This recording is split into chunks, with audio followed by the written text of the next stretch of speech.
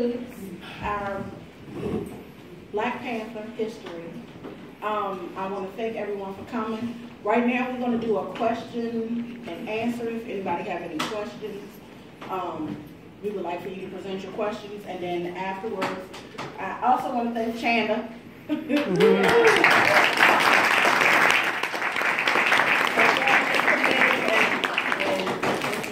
I appreciate her so much.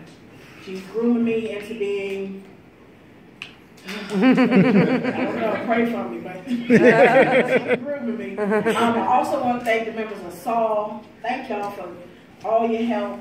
Everybody that came out and helped me do things that I couldn't do. And so if anybody have any questions.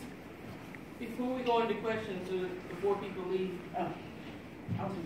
I know, but some people are starting to leave, and I don't want you to leave before I give this announcement.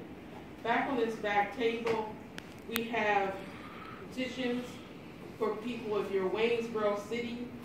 We have petitions back here for my election for city council, as well as I think the school board is back here, and also NAACP for the Augusta County branch we're trying to start. You guys will be a charter member. Please join today. If you have friends or family who want to join, you can take one of the forms with you. But we will be here to collect those throughout the, us eating and stuff. But we are still pressing on. So I'm proud of you, Nikki. You did an excellent job today facilitating. Thank you guys for coming out. This is the largest group we have ever had. Yay! The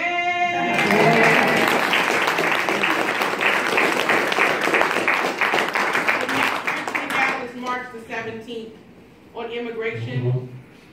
I hope that you all will come back. And this is not immigration on a national level. This is immigration on the local level. There's a lot of undocumented immigrants right here amongst us that are scared to death. I have an attorney coming out of D.C. that's going to be here. I've got Mayor Reed from Harrisonburg who's going to come up here.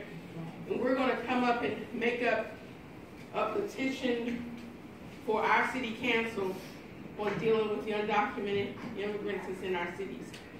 So please come out March the 17th. April, don't know that date, but May the 19th, we will have Heather Heyer's mother here in Waynesboro, and she will be speaking on social justice, fighting for social justice. So govern yourselves accordingly to participate. Bridging the Gap is going to be every single month. We're not stopping.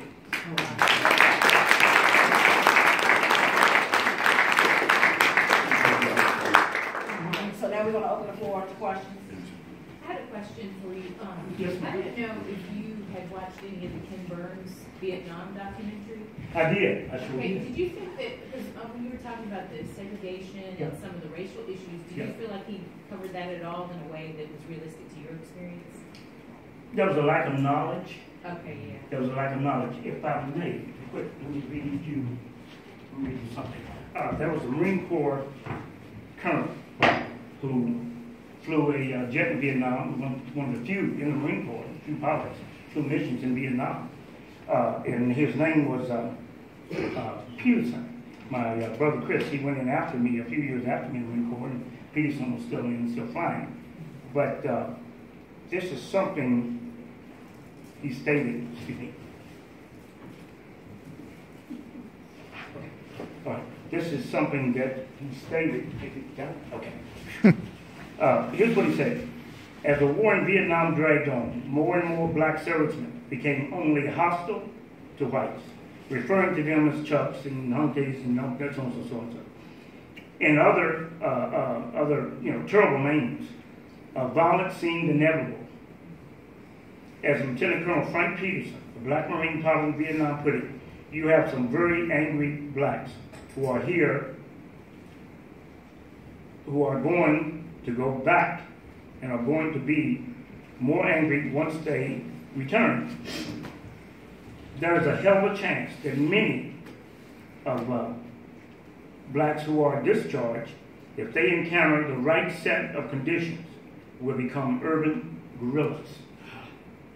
The majority of black servicemen polled in Vietnam said that there would be a race violence after they returned home, and 45% said that they would join in. Hell yes, all right. If they be kicking whites' asses, I'm going to get in and kick a few myself.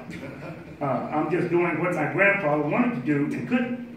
What is more, by 1968, only 3 black servicemen and 10 reported that they got along better with whites in Vietnam than they had at home. And the majority expected racial violence to worsen.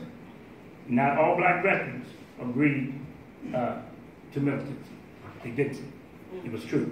Those in probably special forces and places like that where it was dog eat dog every day, the man beside you was, he was an angel, and you were his angel. And that's what you had to do. You had to fight. And you fought together and you died together. So understand that no matter what you've heard today, depending on the situations, and those who were in combat platoons didn't shun their duties. They couldn't. It was a matter of life and death. So he gave you some things, but he didn't give you the whole story. Here's a black, again, a colonel who was saying, what was happening in Vietnam. So they gave us Vietnam and the halls and everything else, but there was a divide in Vietnam, and one more year in Vietnam. I don't know what this country would have been like.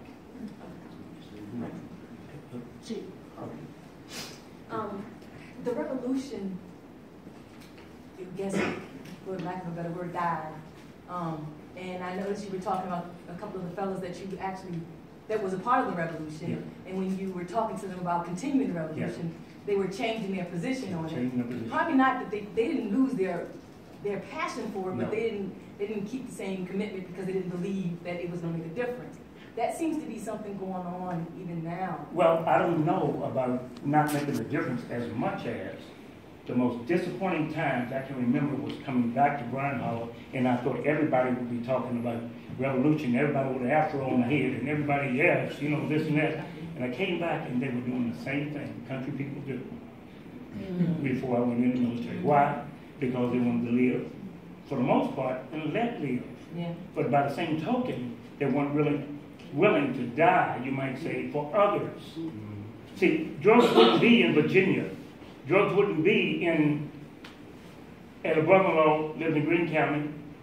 At 2 o'clock in the morning, you could drive down a dusty country road 5 years ago, and somebody would step out of the bushes to sell you crack or meth. Wow.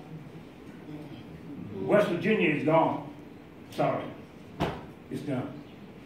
And so here we are. But what does the drugs mean? It's all a part of the attitude right now. Giving up. There's no fight anymore. There's a part 2 to it. I don't mean the conversation. We're having a lot of conversation around here because I'm the area chair for the NAACP, and my job, I feel, is to get us all on the same page. On the same page, just exactly. But there is, I guess, for lack of a better way of saying, there is the old way. Yeah. I don't even want to say that. It's an old way of thinking, but it's not. If you think about it, the Panther Party became almost like the same thing. It's the old way versus the new way, and that's part of the problem. Yes. But then the complacency of the older generation, there's a reason for it. Yes, But breaking the yoke of that is the question. How would you recommend us as this particular generation is trying to revive that passion of the revolution without, making people get afraid that there's some kind of sinister move behind it? Right. It's about fighting for civil rights and justice. Okay. Can I say something? Yes. You can't be afraid to make somebody else afraid. Oh no, that's not my position. I was just asking him. No, because this is not just this. This is the thing that's what broke the revolution to a certain degree, because people came to a point where they wanted to fight, but they were afraid to fight. And so let's sort of fight aside and let's talk about. At one point there was peace and love. Right. At one point there was a black ideology that wasn't necessarily violent as much as it is we must take care of our people, which is what you're asking here. Yes, how do we get back there again? Right. I can tell you one. If you stop all the drugs in a black neighborhood today, what would they become? What would they become? Hopefully educated. Okay, keep going. Free. Yes, ma'am. Huh? Free. Thank you. How much of an impact do you think economics played in Vietnam conditions we are in now? The drug culture, Okay. the lack of participation of people. Isn't it all about money? I mean, Yeah. Yes. and money can be controlled and affected with education. Exactly. So it's how do you pick your fight? You pick your fight to improve yourself. You pick your fight to improve your children. Right. Your children. Right. And it's a process. It's a process. Yeah. We had the Black Panthers, we had Black Lives Matter now, but it's all a matter of improving ourselves. We don't, and you want to identify it as black and white, you can, or just people get better. Right. Because it's not just in the United States where this misery is going on, it's all over the world. And fortunately, we have the internet where information become available. The question is, how legitimate is it? Yes. And how many people do we present? So Look at it this way. Look at it this way. When there's discrimination, okay,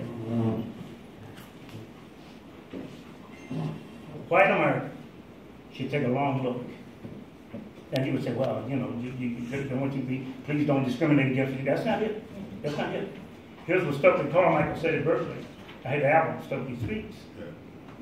He said, all whites aren't prejudiced. Right.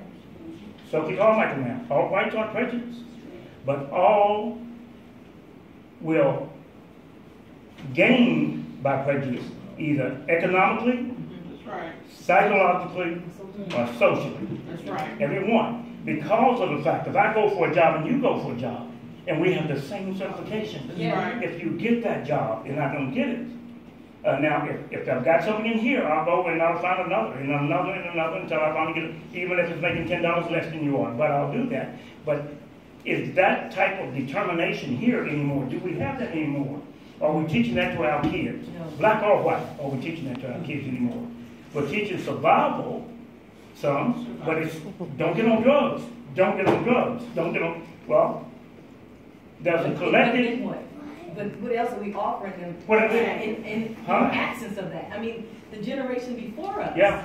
you know, I mean, your generation had warriors like your grandmother. And Thank you. But this generation, they don't have that. Don't have it. So, you know, they're being, you keep saying, well, and I agree. Yeah. They need to let go of drugs, but then Right, but what that's- is the other? What is the other alternative? Now, some of y'all that was in our neighborhoods, and I'm going to get an amen on this one. You didn't go to Miss So-and-so's house and act up.